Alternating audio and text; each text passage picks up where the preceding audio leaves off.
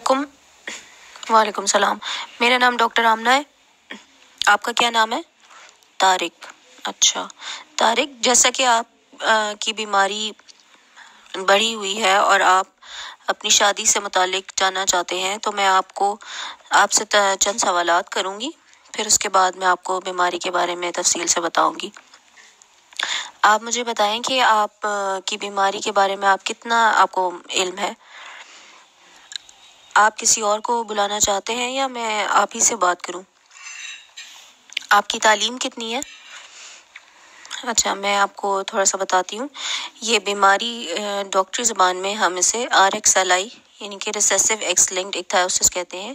یہ ایک موروثی بیماری ہے جو خون سے خون میں منتقل ہوتی ہے. یہ بیماری مردوں میں پائی جاتی ہے اور مردوں میں ہمیشہ یہ ماں سے آتی ہے. عورت میں یہ بیماری ہمیشہ چھپی ہوتی ہے اور بہت کم اس کی علامات ظاہر ہوتی ہیں.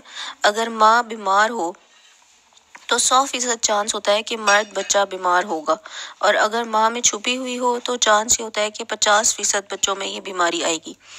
اب مردوں میں یہ ہے کہ یہ مرد سے آپ کے بیٹوں میں یہ بیماری نہیں جائے گی، لیکن آپ کی تمام تر بیٹیوں میں یہ بیماری لازمی جائے گی. لیکن یہ ضروری نہیں ہے کہ ان میں یہ بیماری کی علامات ظاہر ہوں، وہ بالکل ٹھیک بھی ہو سکتی ہیں. لیکن یہ آپ کو میں بتا دوں کہ یہ بیماری خاندان میں چلتی ہے.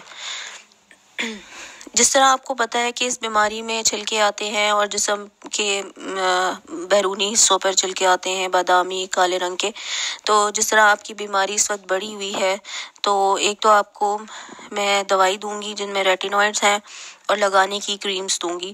اور اس کے علاوہ آپ نے کچھ چیزوں کا خیال رکھنا ہے کہ آپ دن میں 2 مرتبہ نہائیں گے اور فوراً ہی گیلے جسم کے اوپر ویزلین لگائیں گے.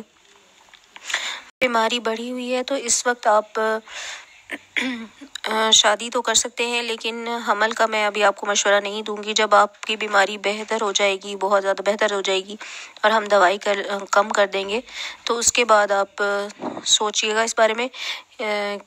ویسے تو مردوں میں حمل روکنے کا کوئی وہ نہیں ہے گائیڈ لائنز، لیکن بہتر یہی ہے کہ بیماری جب کنٹرول ہو جائے گی تو پھر آپ حمل کے بارے میں سوچے گا. اس بیماری کے بارے میں ایک اور بات یہ ہے کہ اس بیماری میں پیشاب کی گولیوں کے سکڑنے کے چانسز ہوتے ہیں، جو کہ 20% لوگوں میں ہوتا ہے. اور اس میں یہ ہوتا ہے کہ مردوں میں بچہ پیدا کرنے کی صلاحیت ختم ہو جاتی ہے، اس لیے یہ چیک کرنا بھی بہت ضروری ہے.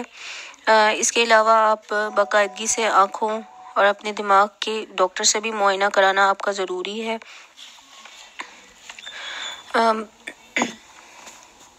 بیماری کی تشخیص حمل کے دوران بھی کی جا سکتی ہے. اس کا طریقہ کار یہ ہے کہ بچہ دانی سے ٹکڑا لے کر ہم ٹیسٹ بھی کر سکتے ہیں، یا ماں کے پیٹ سے پانی نکال کر ہم ٹیسٹ کیا جا سکتا ہے کہ آپ کے آنے والے بچوں میں یہ بیماری ہے یا نہیں. آپ کے ذہن میں کوئی اور سوال ہے تو آپ پوچھ سکتے ہیں. یہ کتابچہ اپنے ساتھ لے جائیں. ہسپتال کی ایمرجنسی کا نمبر بھی ہے، تو آپ اس پر کال کر سکتے ہیں. شکریہ.